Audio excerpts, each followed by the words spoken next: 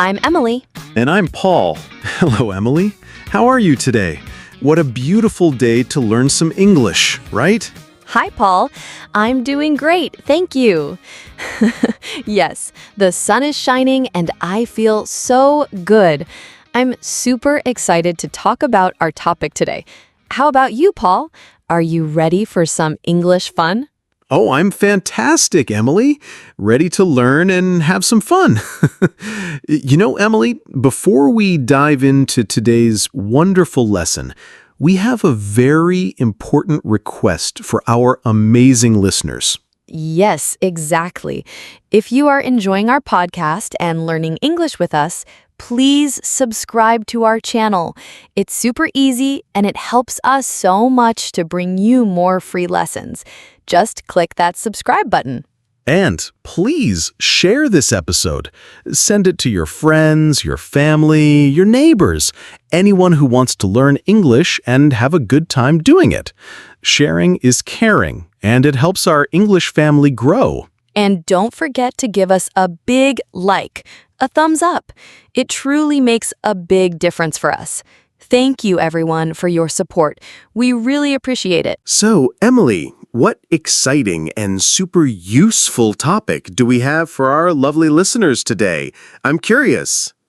Today, Paul, we're going to talk about something that we do every single day, describing past experiences. Wow, it's all about telling stories, big or small, about what you did yesterday, what happened last week, or even what you enjoyed last year. Oh, that's a fantastic topic. It's like opening a little window to our memories and sharing them with others. We talk about our past all the time, don't we? It's super important to know how to say I went or I ate. I think this will be very helpful for everyone. Exactly. So let's start with something very, very easy. Regular verbs in the past tense. These verbs are super friendly because they follow a simple rule. We just add ed to the end of them. For example, if you walk to the park today, yesterday you walked to the park. Simple, right? Oh, I like friendly verbs.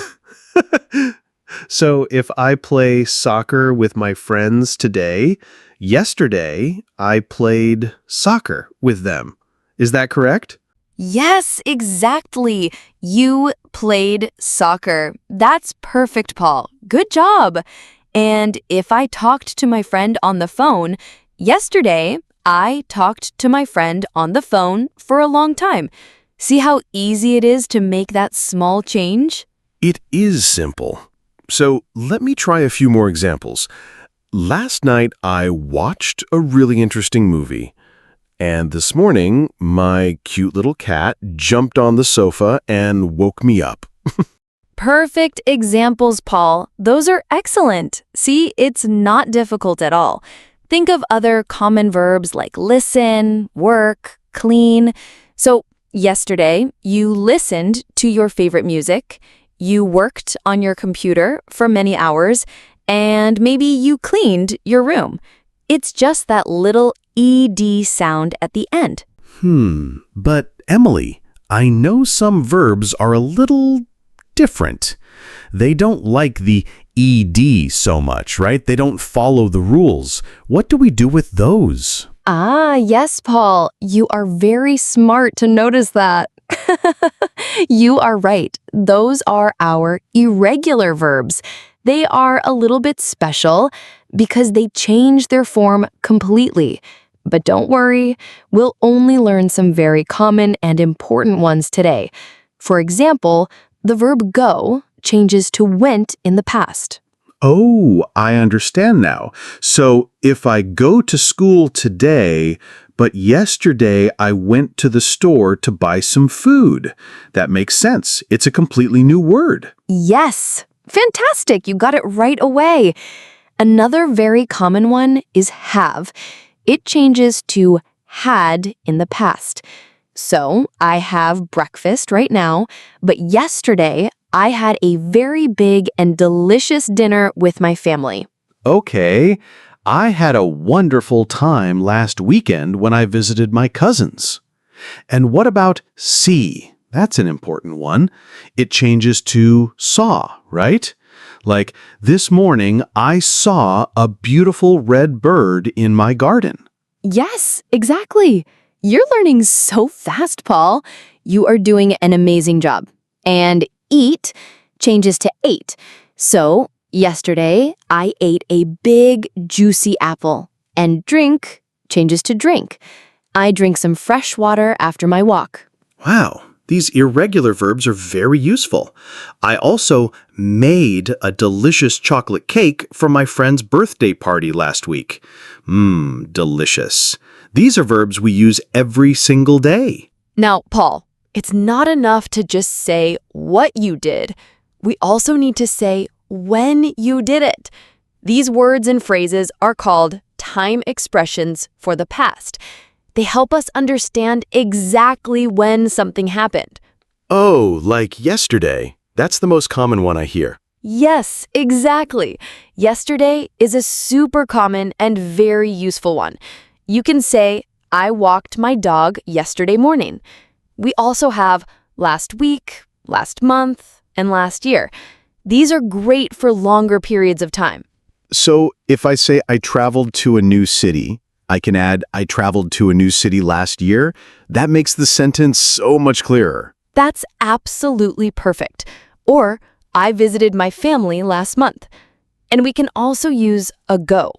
This word tells us how long ago something happened. For example, 2 days ago or 3 hours ago. So I finished my homework 1 hour ago. Whew, that makes so much sense now. These words are like little time markers. They really help us understand the timeline of events. Absolutely. They make your sentences very clear and easy to understand. You can say, I started reading this interesting book a week ago. Or, my friend moved to a new house 3 months ago. They are very versatile. Emily, I simply love weekends.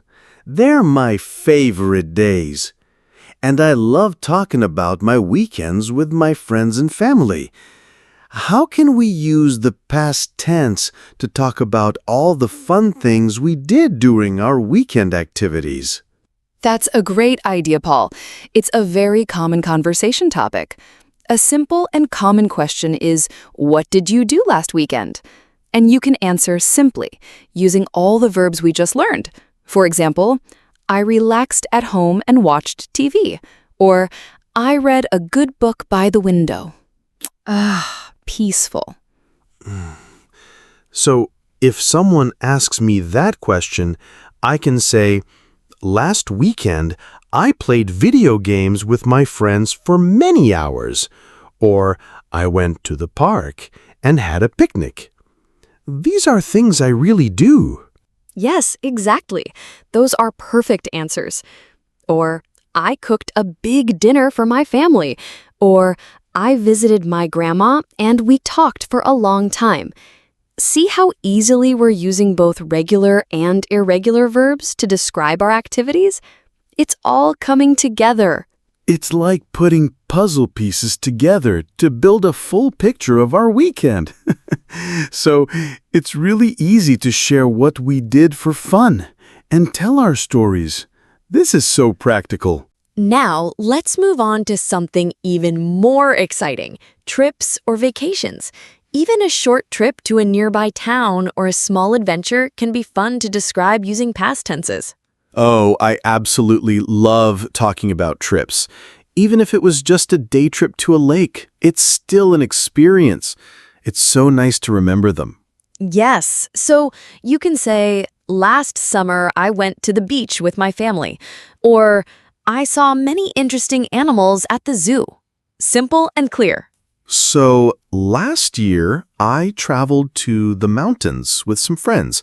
I walked a lot there, exploring the trails. It was so beautiful. The air was fresh. Wow. That sounds absolutely lovely, Paul. And you used both regular and irregular verbs perfectly in your description. You can also say, I visited a famous museum in the city, or I ate delicious local food at a small restaurant. Yes. When I went to the big city last month, I drank a very good coffee at a charming cafe. It was a special moment. Memories of good food are the best. Speaking of delicious food, Paul, let's talk about one of my favorite topics, food you ate. Everyone loves food, right? It's a universal language. Oh, yes, I definitely love eating. So, how do we talk about what we enjoyed for meals in the past? What verbs do we use? The main verb here, if you are talking about eating, is eat, which, as we learned, becomes ate in the past. So you can say, I ate pizza for dinner yesterday evening. Yes, and if I had something to drink, I can say, I drank orange juice for breakfast this morning. That's easy to remember. Perfect. Or remember, we can also use have, which becomes had. So, I had a big sandwich for lunch today. Remember, have becomes had for past meals too, not just for possession. Oh, good point. I almost forgot that. So, I had eggs and toast this morning. That's very simple and clear. I can talk about all of my meals now. Let's move on to describing a past event, like a fun party, a birthday celebration, or any special gathering. These are often full of happy memories and good stories. Yes, like last Saturday, I went to a friend's birthday party. That's a good start. Excellent. And what did you do there? You can say, I danced a lot to the music. Music. Or, I talked to many old and new friends. These verbs help paint a picture. And I ate a big slice of delicious cake. Or I listened to good music and sang along. Yes, those are great ways to describe what happened at the event. You can also say, I laughed a lot with my friends. Or, the music was very loud. It's all about using those past verbs to share your experience. Emily, sometimes I hear was and were when people talk about the past. When exactly do we use those words? They don't sound like the ed verbs or the irregular verbs we talked about. That's a very important question, Paul. You're right to ask. Was and were are the past forms of the verb to be. We use them to talk about conditions, states, or locations in the past. We use was for I, he, she, and it. And we use were for you, we, and they. I see. So if I want to say how I felt, I would say, I was very happy yesterday. Exactly. That's perfect. And he was tired after work. Or it was a very sunny day last week. We use was for singular subjects. Okay, and for were, you were at the park this morning. We were friends in elementary school. They were busy with their project all day. I think I understand now. Perfect, Paul. You got it. You're so quick. We use them to describe how things were or where people were. For example, the party was really fun. My friends were at the cinema watching a movie. They describe a state or a place. Emily, if I want to know about someone's past, if I want to ask them what they did, how do I form a question in the past tense? That's a fantastic and very practical point, Paul. We usually use the word did at the beginning of our questions. Or, what did you? For example, did you go to the park yesterday? Notice something very important here. The main verb, go, stays in its base form after did. Oh, that's very interesting. So not did you went to the park, but did you go? The did already tells me it's the past. Yes, exactly. You're very quick to grasp that rule. The did takes care of the past tense, so the main verb doesn't need to change. So, what did you eat for breakfast this morning? Not what did you ate? I understand. This makes asking questions much, much easier. So, where did you travel last year? Or when did you finish your work? This is super helpful. Now, to put everything we learned today together, let's try to tell some short stories or anecdotes using the past. Just small, simple examples to show how it all works. Oh, I love stories. That sounds like fun. I'm ready to hear yours. Okay, here's one. Yesterday, I woke up early in the morning. I ate a healthy breakfast, and then I walked to the local library. I read an interesting book for about 2 hours. After that, I met a friend for coffee at a nice cafe. We talked a lot about our week and laughed a lot. It was a really great and productive day. Sweet. That's a lovely and very complete story, Emily. And you use so many different past verbs and time expressions. Okay, my turn to tell a little story. Last Sunday, I went to the beautiful beach with my family. The sun was bright and the ocean water was warm and clear. We played games in the soft sand. I swam in the ocean for a long time. Later, we ate delicious ice cream by the boardwalk. We had a lot of fun together. Wow, Paul, that was a wonderful story. You described your experience so clearly, and you used so many of the things we talked about today. Good job. You are becoming a past tense expert. Wow, Emily, we covered so much today about describing past experiences, from the easy regular verbs to the special irregular ones, and even how to ask questions and tell little stories.